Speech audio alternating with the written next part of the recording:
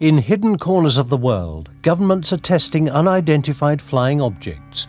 But are they of extraterrestrial origin? This is, indeed, an unidentified flying object. Are classified radical aircraft designs responsible for many UFO sightings? It may be the biggest story in history.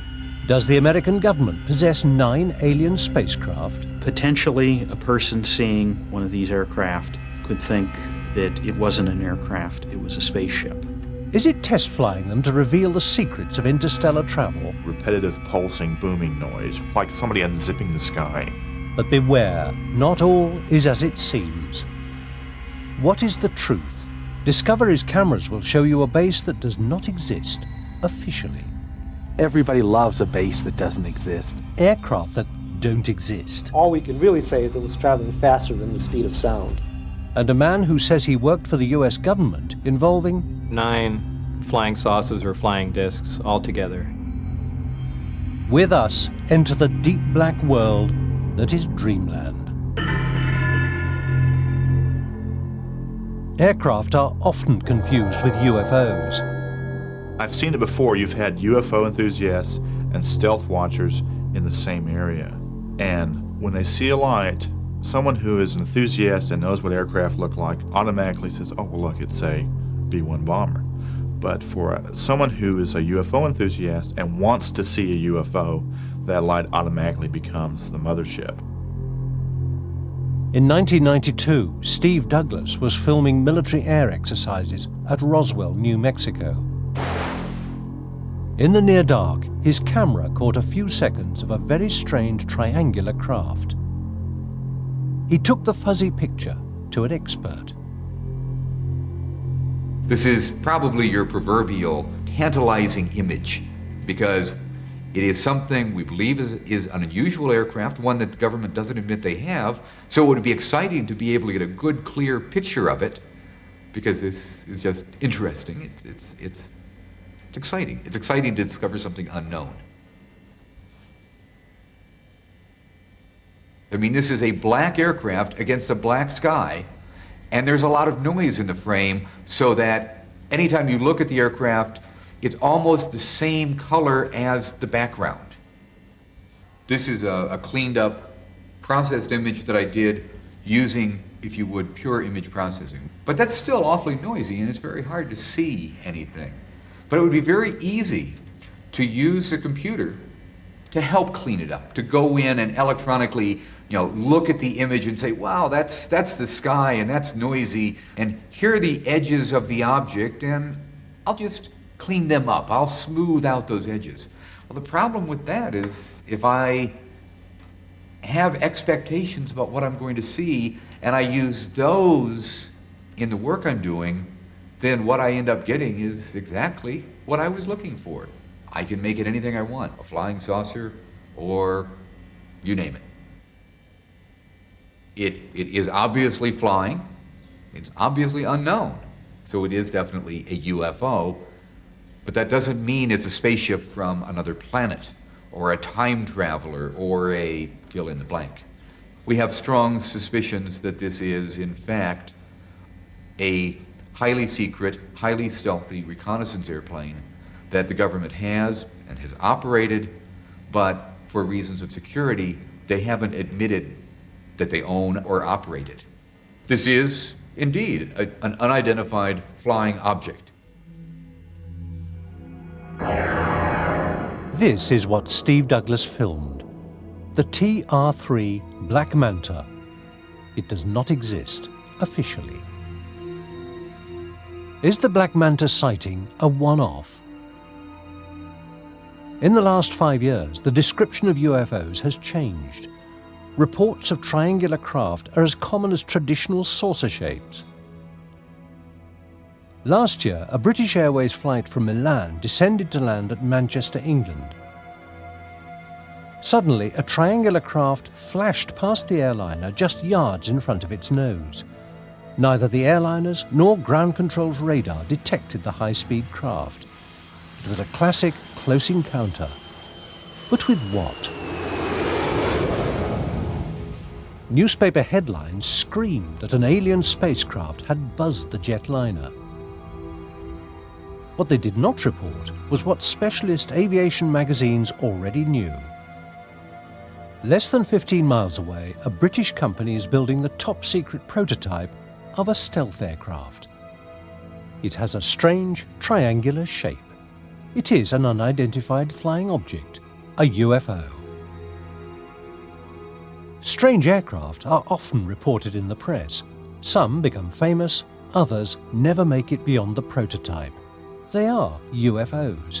They do not exist, officially, and fly from a base that does not exist, officially.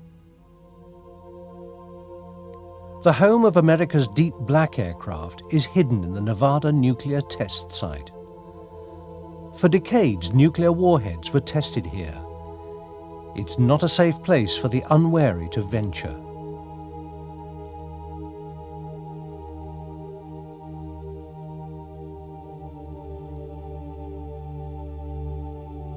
Las Vegas is nearby, but the tourists play unaware of the black world hidden over the horizon.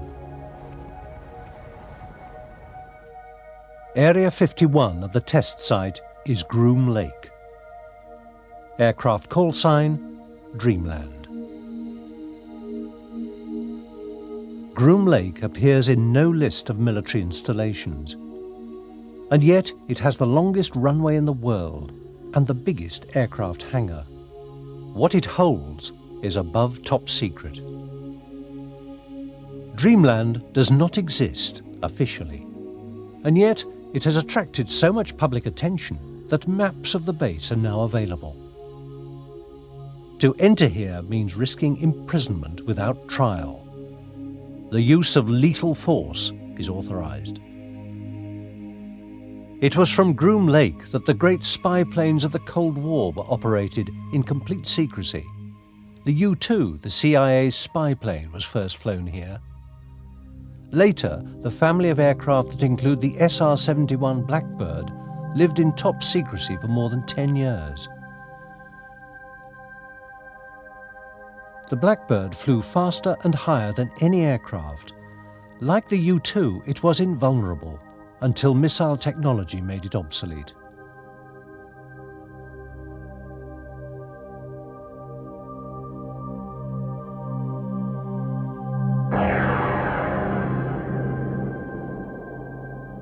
Unknown to the general public, the stealth fighter was tested here.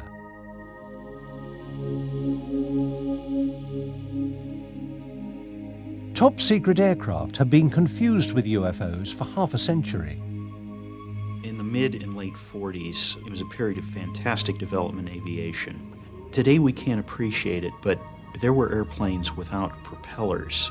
That was akin to a car without a motor. There were airplanes without tails. There were airplanes that were disc-shaped.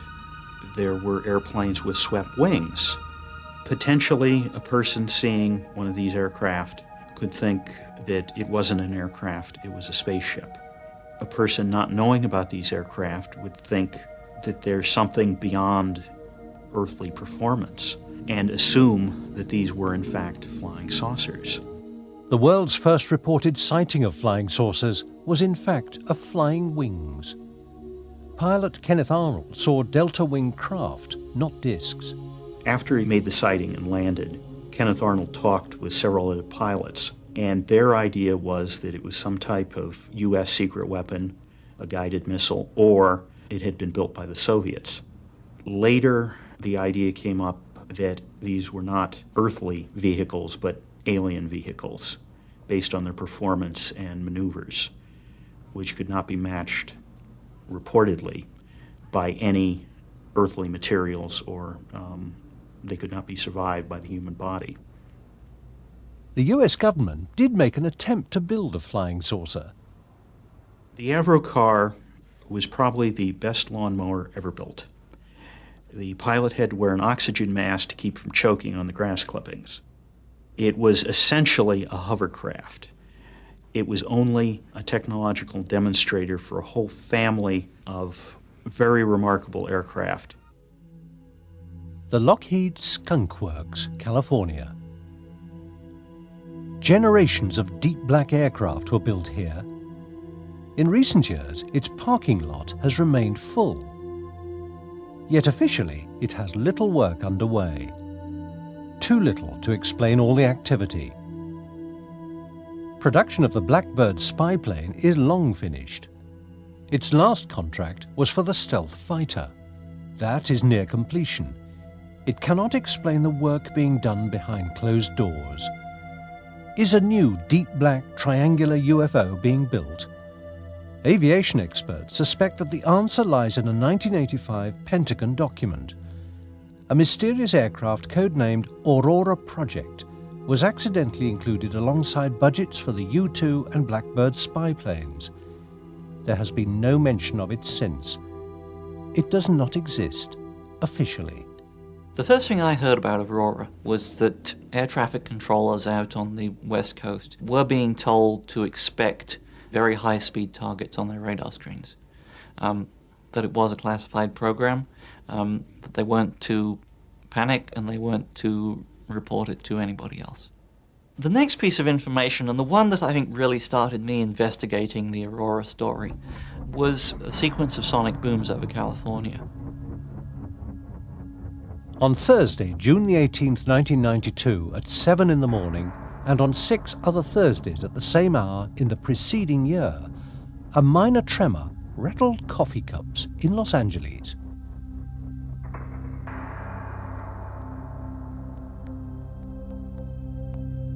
Spurred on by telephone calls from worried residents, Jim Morey of the US Geological Survey set out to discover what was causing this unusually punctual earthquake. At his disposal is a network of seismic recording stations. He quickly established that it was a double sonic boom from a supersonic aircraft. Morey compared the signature of the aircraft's sonic boom with the patterns produced by those of the space shuttle landing outside Los Angeles and by the SR-71 Blackbird on its world speed record transcontinental flight in 1991. It was completely different. The size and spread of the boom is unique. We actually have quite a few sonic booms in Southern California. One of the reasons is that the space shuttle lands at Edwards Air Force Base, which is in the desert here. It's possible to tell the direction, the speed, and the height of the object that's producing the sonic boom if you have good instrumental recording. So for these mystery booms that we saw, it's clear that they are flying offshore. Because we don't have any stations there, we don't have very much data, so we really couldn't get an accurate estimate of how fast that particular object was traveling. All we can really say is it was traveling faster than the speed of sound. One of the possibilities that it could be meteorite, and there are instances of meteorites producing similar booms. Obviously, though, a meteorite happening every Thursday morning seems a little unlikely. The breakthrough came when Bill Sweetman received an eyewitness drawing of what could only be the Aurora. I'd written a couple of Aurora stories suggesting that the evidence was accumulating that something was out there. And I received in the mail a sketch and a note from a man named Chris Gibson. This eyewitness is one of the best in the business. Chris Gibson was a member of Britain's Royal Observer Corps. He was part of their elite international recognition team, one of the top military aircraft observers in the world. One day in 1989, whilst working on an oil rig in the North Sea, a colleague called Chris outside. There was a formation of 4 aircraft. The lead aircraft was a KC-135 Stratotanker, and off its port side were 2 F-111 fighter bombers. Off the tail of the KC-135 Stratotanker was a black triangular aircraft. It had no wings, no tail, a perfect triangle. And there's nothing that I've ever seen before looked like that, which was an unusual occurrence because I'm trained in instant recognition by the Royal Observer Corps. And if I didn't know what it was, it's not in any books. This shape and the sonic booms told Bill Sweetman a great deal. If you're looking at an aircraft that is designed to fly at what's loosely called hypersonic speeds, that's 5 or 6 times the speed of sound or upwards, there are several things that become absolutely essential. One is that you require a very high degree of sweepback on the wing leading edges. Otherwise, you start getting into severe problems of drag and aerodynamic heating. As you go into this very slender shape, you still need to have a lot of volume in that shape for fuel, for propulsion, for crew. And the best way to provide that is to blend the wing and the body together. You get a very characteristic, highly blended triangular shape, which is, in plan view, identical to what Chris saw.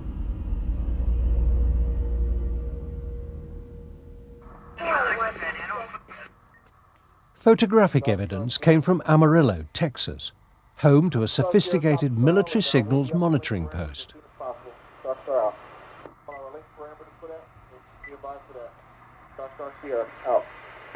I think it was March 23rd, 1992. I was back here in my office when the house was shook by what sounded like a large sonic boom.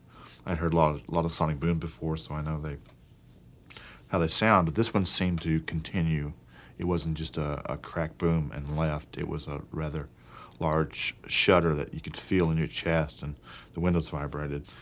And that's when I saw this very high-speed aircraft flying over the house at an incredible rate.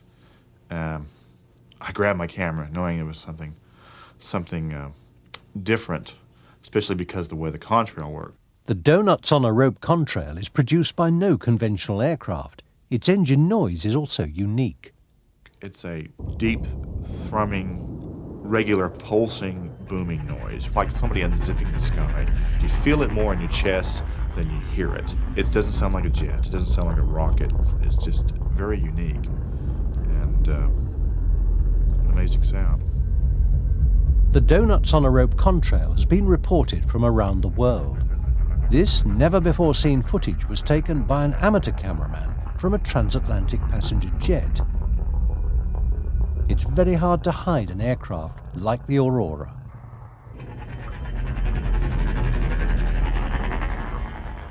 The contrail and engine noise are the signature of a pulsed detonation engine, the kind of engine necessary to fly at hypersonic speeds. With a cruising speed of 5,300 miles per hour, Mach 8, operating in near orbit at an altitude of 50 to 80 miles, the Aurora could reach anywhere in the world in 3 hours. Aurora is a continuing investigation which is not yet closed. Personally, I think that there's overwhelming evidence that there is a high-speed program out there. Like the deep black projects that came before it, the Aurora's existence is still denied.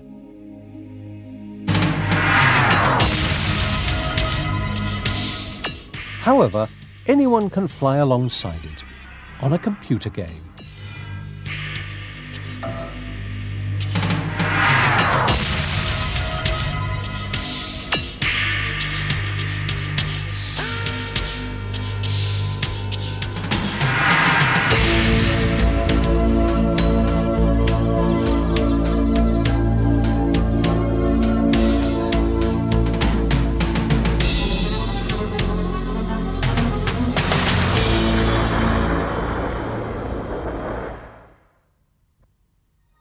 The Aurora's main test base would be Dreamland, at Groom Lake, Area 51 in the Nevada Nuclear Test Site.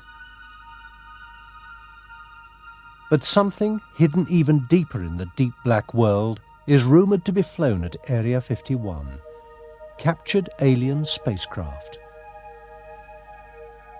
Dreamland has become the focus of those who say that there is a government conspiracy to cover up alien contact. It could be the biggest story in history.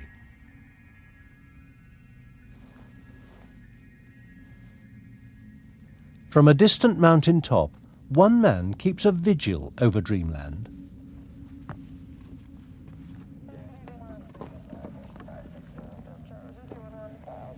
I'm up here on Tickaboo Peak, 25 miles east of the base. It's an 8,000-foot peak. It's the last outpost of public oversight over this government facility. I come here just because I think it needs to be done. Someone has to watch what's going on out there, and there's a lot of adventure in it too. Everybody loves a base that doesn't exist, and I'm no exception. It's like they put that base out here just so I can crack it. I want to know what's going on in there, but more importantly, I like the process of cracking a mystery. This is like a Sherlock Holmes mystery. What is going on out there? You have all sorts of clues, but how do you put them together? The base itself, it just sits there. It's like any other Air Force base. I see it like a Rorschach ink blot test. People come and see this ambiguous stimulus and they impress whatever they want on this stimulus. Some people see conspiracies. They say that the one world government is based out there. Some other people think all the missing children in the world have been taken here. Other people see only black programs. Others see spirits. They think that out there the aliens are communing in some way with our government, and you can send out your love and bring them into you. The stories are as varied as the people who come here. These beliefs are based on the claims of one man.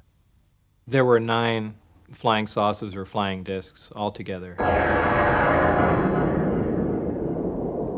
Rachel, Nevada, population 101 and falling.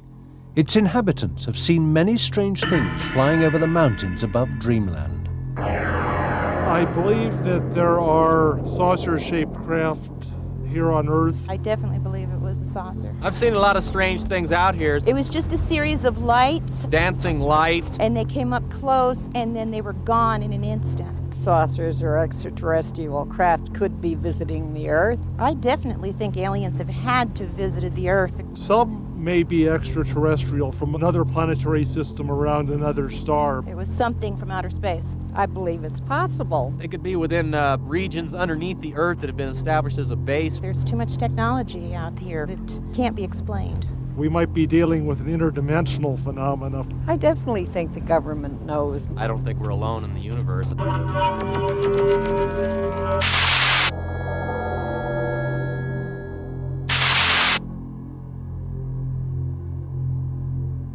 Beyond Groom Lake is Papoose Lake, Area S4, alleged home of a flying saucer base.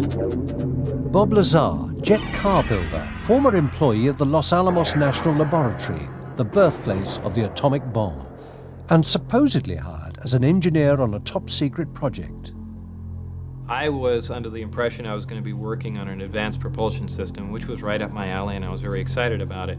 And I was led to believe it was going to be some sort of field propulsion system, which in fact it was, but I had no idea of the implications of what they were talking about. Lazar says he was flown from Las Vegas to Groom Lake, put on a bus, and driven to Area S4, Papoose Lake. We drove up, the hangar door was open, and there was a flying saucer. I got out, was led purposely through it, and I was told to keep my eyes forward and walk straight, and it was kind of a mental torture because it was a fantastically interesting thing here, but I was under the impression that this was something that we had developed.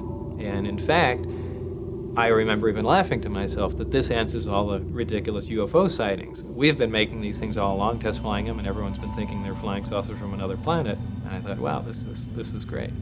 In fact, they even had a little American flag stuck on the side of it, which I thought was a nice touch. Bob soon discovered that the saucer was of alien origin. It was still some time later that I was actually let inside it, and it became extremely obvious that this was something we didn't make.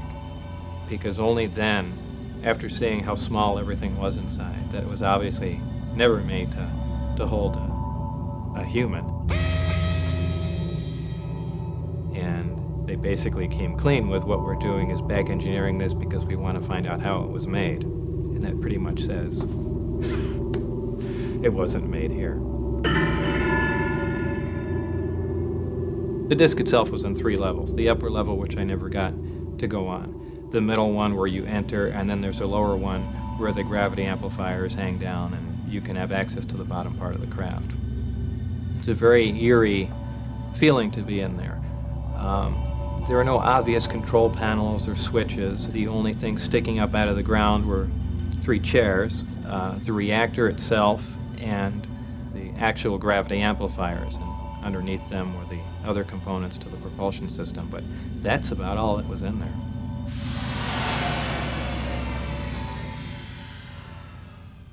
Bob Lazar has been investigated by a reporter at the local TV station. What some have called the cosmic Watergate. There had been stories about Dreamland floating around in Nevada for a number of years, little bits and pieces in the newspaper, references to secret programs, occasionally a reference to alien technology. There have been some of those same kind of references in ufological circles, people saying, there's a secret base in Nevada, you better check this kind of a thing out. It wasn't until about 1987 I started digging into some of these things. In 1989, I met Robert Lazar, and the story he told me was an incredible one by any standards. I thought that if, in fact, any of this stuff checks out, it may be the biggest story in history. Does Lazar's story check out? Do any records of Lazar's past employment exist? For myself and the TV station, the key to his credibility, the key to his story was always Los Alamos, because if he worked at Los Alamos, if he worked in classified projects, it is at least conceivable that he would have been brought to Nevada to work in other classified projects. As a test on his veracity, we wanted to go to Los Alamos and have him show us around. He said, I can get you in. Yeah, we'll believe this when we see it. So we were there on a weekend. Fewer people are in the lab, and Bob, in fact, did take us in. And it was like following him through this labyrinth of different labs and facilities, and he knew his way around like a rabbit in its own burrow. He knew where everything was, and that impressed me, because how would he know if he hadn't been there? Los Alamos was uncooperative from the first day. Years and years went by, and I still couldn't get any confirmation from them that Bob had ever worked there. It makes no sense. They'd have no records on someone who worked there just a few years before, but that's what they were telling me.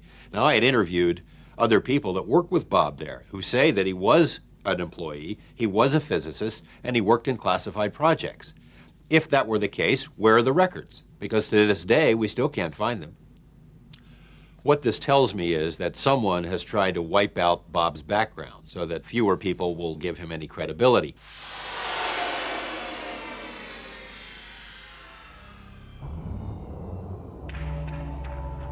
Lazar's first few days at the secret base were spent reading briefing documents, whilst under guard. These made clear that the government possessed detailed knowledge of the aliens.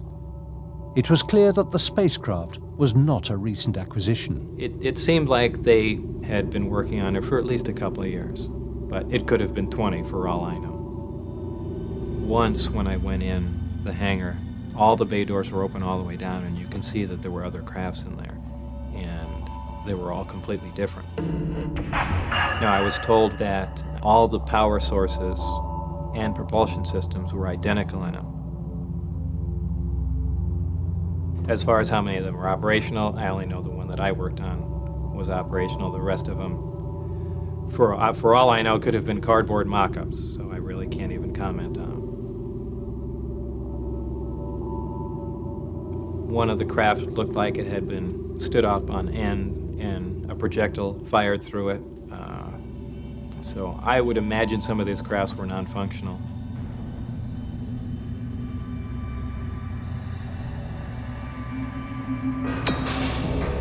There were 9 flying saucers or flying discs altogether. George Knapp persuaded his TV station to put Bob Lazar through a polygraph test, a lie detector. Did you knowingly lie when you said you had actually seen anti-gravity propulsion in operation? No. 4 separate tests were performed by 2 different investigators. The results were inconclusive. Lazar passed 2 and failed 2. One of the investigators is still shaken by what he heard. I was looking for all the little sign, the body language, if you will. There was tremendously positive eye contact. There was no fidgeting around, and he never deviated. We covered it several different ways. I asked the same question several different ways, and his answers were always the same. Hooking him up, going through the test, then started the emotional roller coaster that I experienced that night. And it's something that I can honestly say has changed my whole outlook on things. We started the first test, and it went exactly the way I thought it might. He was not doing well. He was reacting to the relevant questions more than he was to the control type of questions, which is indicative of a person who is deceptive, because it's showing an emotion that he does not feel comfortable with his answers. These questions bother him. It was basically, have you ever observed a saucer-shaped craft fly out at Area 51? And that was asked, I think, 2 or 3 different times. The second chart we ran was on another question dealing with the gravity amplifier or an antimatter reactor as part of the powertrain. About halfway through that test, I'm looking down, and all of a sudden the realization sets in that I'm looking at a probable, truthful result.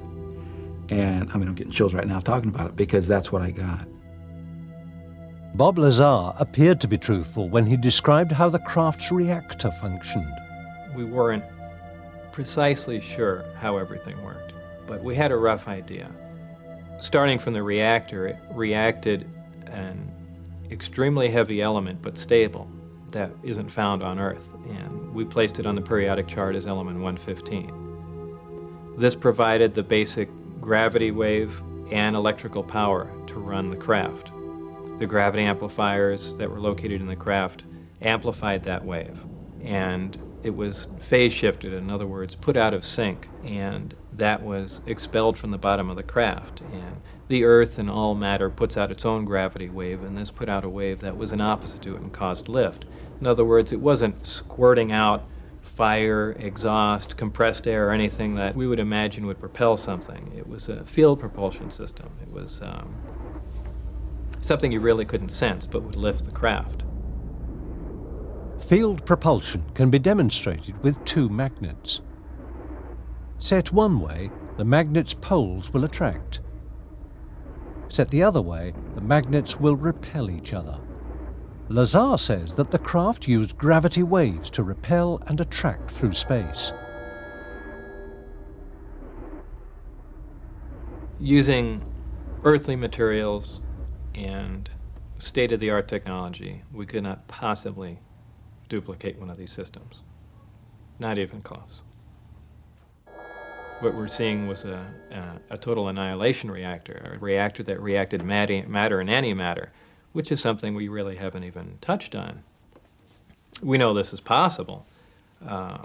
We know we have fission reactors.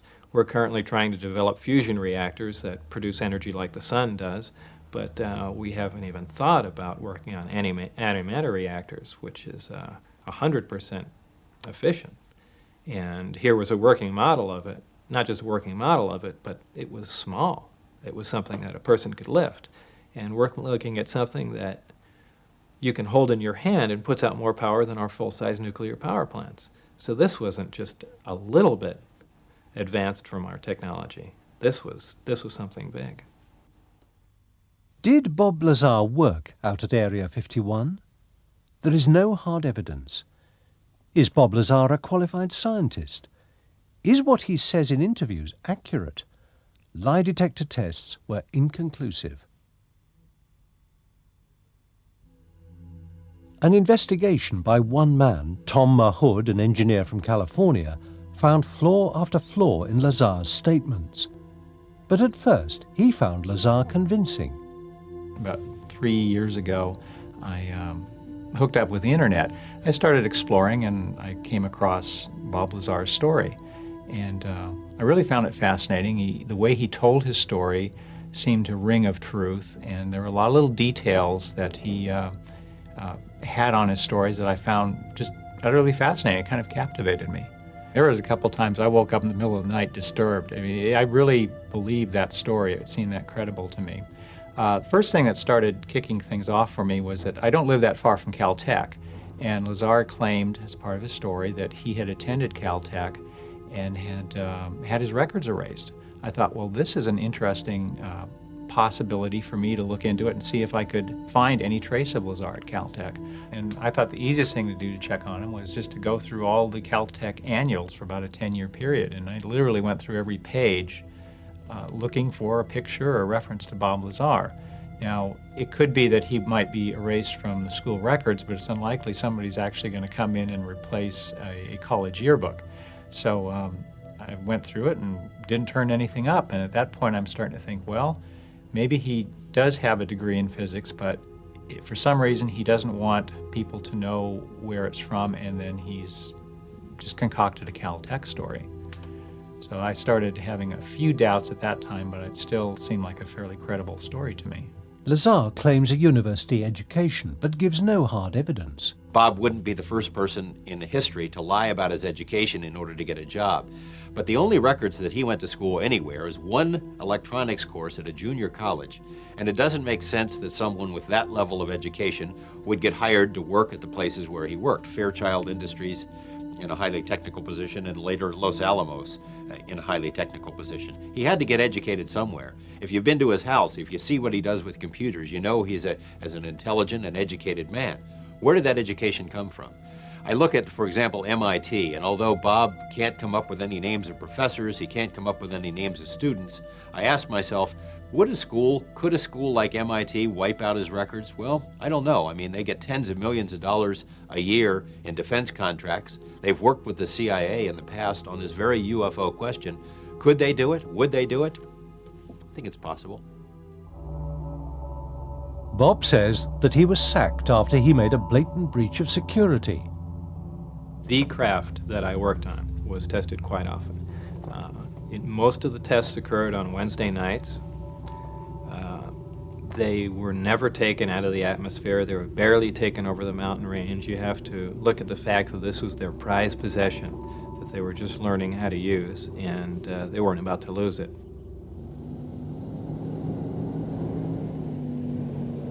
I had the timetables for the specific testing dates and times. And I did bring some friends on a specific day where I wouldn't be working, and they got to view some of the tests for themselves. It's just sitting there. Lazar claims that they saw a bright, brilliant light. It was the alien spacecraft moving through the sky in directions and angles beyond the performance of conventional aircraft. Coming toward us! Coming over.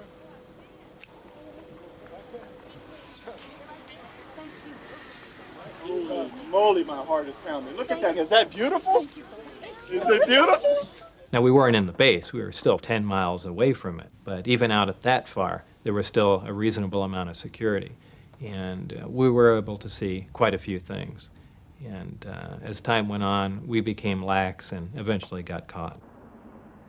The day after I was caught, I was supposed to show up for work. However, they had me debriefed at an Air Force base north of Las Vegas.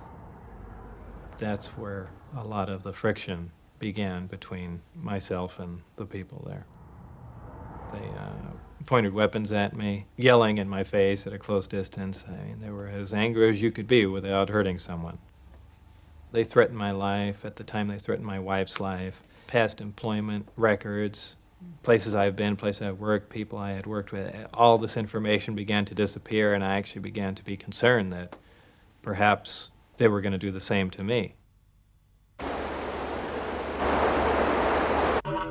I thought it became necessary to see one of the people on a local news station, because I thought if it went on the news, they couldn't make me completely disappear. It would look very suspicious if all of a sudden this person, you know, released these claims and then he disappeared himself. So it was kind of an insurance policy for me. Well, there's several, actually 9 flying saucers, flying discs that are out there of extraterrestrial origin. After Lazar broke the story on the spacecraft, he was arrested and charged with pandering, helping to run a brothel in Las Vegas. When Bob came and told me that he was involved on the outskirts of this illegal brothel operation, I saw my professional life flash before my eyes. I was very upset. I had written and developed a computer system so a local brothel could run efficiently in town, and that is, in effect, against the law. No one had been prosecuted for that since the 1800s in Nevada. In fact, this was the first case since then. And strange for a little case like that there'd be FBI personnel and things like that at the hearing. So was there a push on to create a lot more furor than necessary. Sure, I'm positive there was. They looked at that as something to discredit me. What Lazar omits to say was that he was tapping into the state vehicle registration database, looking for undercover cops. He should not be so surprised that the police wanted to prosecute with utmost vigor. We all know smart people who've done stupid things.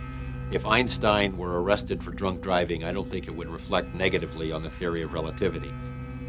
But Bob is, by nature, a rebel and a loner. He's got a pirate skull and crossbones flag on his house. He likes machine guns. He races jet cars. He builds outlaw fireworks shows. He does things out of the mainstream, and that's the sort of thing that would appeal to him.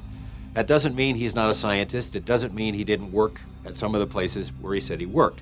I suspect that, some people are never going to believe him one way or another. The difficulty you're in is, how do you prove a negative? If he didn't work there, you can't prove it for sure, ever. If he did work there, the way to prove it is the kind of records that are either non-existent anymore, or at least not accessible to people like myself.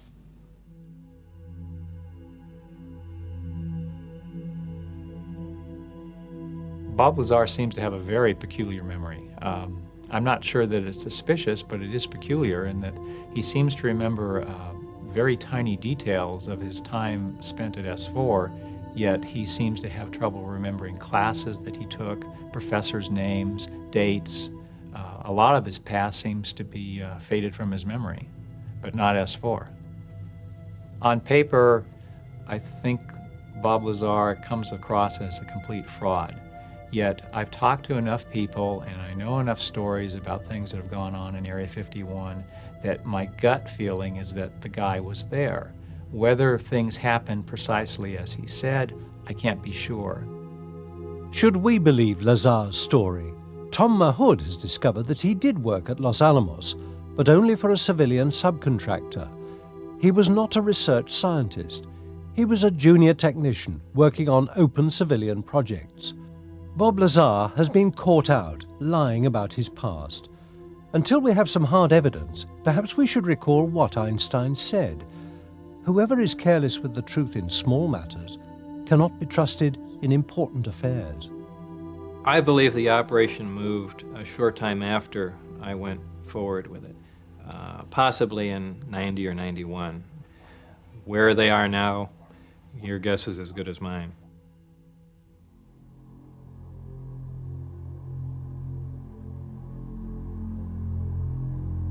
What can we trust? There are great cases. The fabric of the craft was a very smooth, black glass type. There are convincing eyewitnesses. It was a UFO. Is there any hard data? There is one new, fascinating report.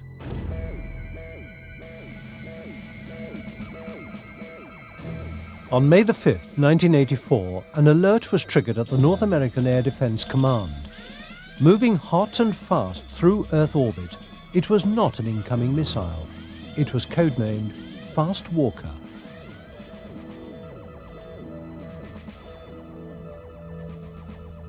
Floating in Earth orbit are the satellites operated by the US Defense Support Program. Their job is to provide the first warning of an incoming ballistic missile attack on the United States. The satellite sensors are so delicate that they also pick up infrared heat signals, even ones from minor house fires. At 1400 hours Zulu time, a DSP satellite detected a hot, fast, solid object swept in from outer space. It passed within 15 miles of the satellite and then curved back out into deep space. It was tracked for 9 minutes. A top-secret summary of the Fast Walker shows the time and place of the incident, the infrared signature of the object, and its track through Earth orbit. It was leaked to a UFO investigator.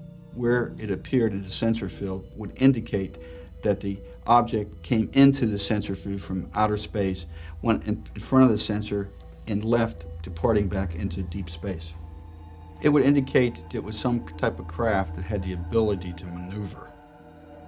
If this Fast Walker was a meteorite, then the Earth's gravitational field would have sucked it into the atmosphere, burning it up. It takes energy to break the grip of Earth's gravity. Inanimate objects like meteors or space junk can't do this. Spacecraft like the Space Shuttle can. But the fast walker came from outer space. And there you have hard evidence. You have telemetry from that satellite, you have information, you have systems, you have data that you can go back and investigate and check and verify. In the past, usually UFO events are just eyewitness testimony. There you have a very sensitive defense system that sent you the information to the ground. I don't even know if you can solve it. Maybe it's one of those enigmas that's just going to be with us forever. You know, what type of craft would have that ability? And some people might say a UFO.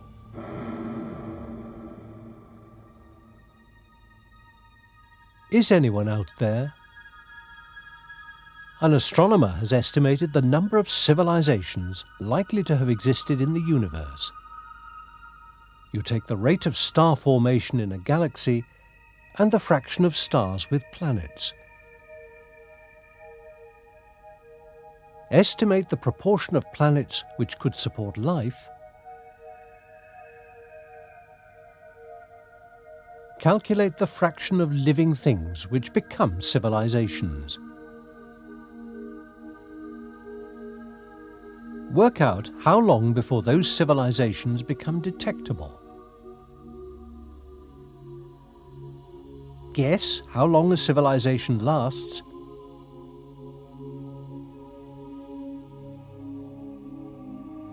Don't forget that some civilizations can be short-lived.